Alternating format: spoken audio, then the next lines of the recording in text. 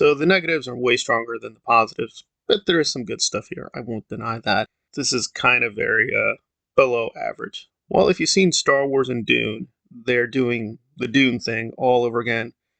One family is critical to political slash revolution, fascist, whatever we're going to do. It's basically that thing again. But there, at least factions were spelled out pretty well. It's all very generic. It's kind of bland. There are a few interesting minor characters.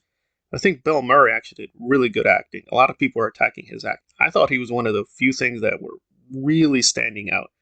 Unfortunately, he's in here for about a couple seconds. We don't really have the distinctiveness of Dune with its culture and norms. They do give us the spice, forcing Paul Rudd to swallow the spice to be able to talk in terms of quantum realm speak. Don't even ask questions. Yeah, a lot of the goofy technology is sometimes amusing. A lot of it makes no sense. That said, the world building with the quantum realm that we get is okay-ish. They've set a foundation, and it'll be intriguing to move forward. But this feels like Halloween Ends, that this isn't really the end of the Ant-Man trilogy. It feels like we're missing a whole big chapter because the character development that happens with so many people here is just so radical. You're going to get whiplash to where these people have been. At least Ant-Man himself makes a little bit of sense, and they don't make the mistake of Halloween Ends where Michael Myers, frankly, came off like a weak little bitch, and that was really distracting and really annoying. But not here. Kang is powerful. We do get enough Kang. They don't overuse him. He is critical to the plot. But at the end of the day, he's just not very impressive because we don't get the building stages of Darth Vader. So we just jump to Kang being very whiny. He is terrifying in moments, but it feels like Hayden Christensen all over again. Sometimes the acting is very effective. It's very chilling, but other times it's not believable. I don't consider this person a threat. Get back to Palpatine, get back to Darth Maul. But we don't have Darth Maul. We don't have Palpatine. And Palpatine did a lot for the prequel trilogy.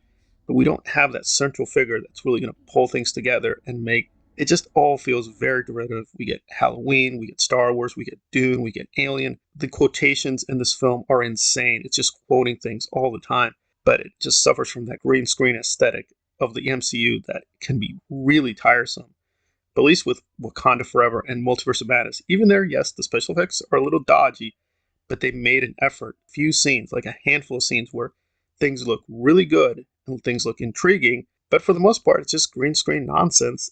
I don't think these are real people in a real environment. They just feel like they just stepped on a soundstage, and it just feels very phony. And really, the only strong acting comes from Michelle Pfeiffer with her time with Kang.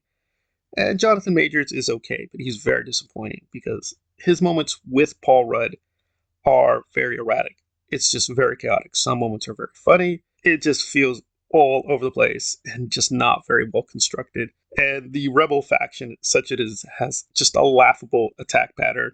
It's just they're coming at you at the very end, and they have two moves. Okay, we raid the Citadel. Okay, that's better than nothing. But then Kang starts zapping them, and they retreat. And they say they retreat, and that's it. But then Ant-Man comes in with the ants. Okay, time to go back on the attack. That was your plan? Either we attack or retreat? Nothing else? I mean, they have a telepath with Quaz. And that's a massive plot hole that Quaz, as a telepath, cannot tell us what will happen in the future with Kang, because Kang does not have powers. Kang is a human being. Presumably, he can read Kang's mind and know what will happen quickly, but nope, they never take advantage of that. It's just mostly silly time all over the place, and it's just not amusing. I just did not buy the central relationship with Cassie and Scott, at least with Game of Thrones and Buffy the Vampire Slayer. Yes, it's wacky. Does it all make sense? Probably not, but the characters are fascinating enough that you enjoy going on their journeys. But here it's just, they're slicing and dicing, but they're doing it with such stupidity that it gets a little tiresome because they're taking Buffy from season 2 with the trauma, but merging it with what? Willow season 5, brainy, sexy genius. In this version, Cassie comes off like this supermodel daughter, and with her physique, and her brain is already at genius level, and her only flaw is she doesn't appreciate her father. Very weak stuff. But there were a few scenes where visually it's very arresting. Some of the minor characters are very interesting.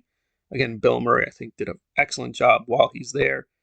Michelle Pfeiffer was pretty strong, although again, we are kind of wondering why Janet was so secretive. Maybe they'll explain that later. At this point, it's all just very slight. It's not as bad as Thor the Dark World or Infinity War. It is slightly better than the worst of the MCU, but it is very much at the lower tier. And like Thor the Dark World, I don't really care about the central story. There's just a few performances that are worth going back to, but beyond that. So I'm giving 3.85 or a 4. It's just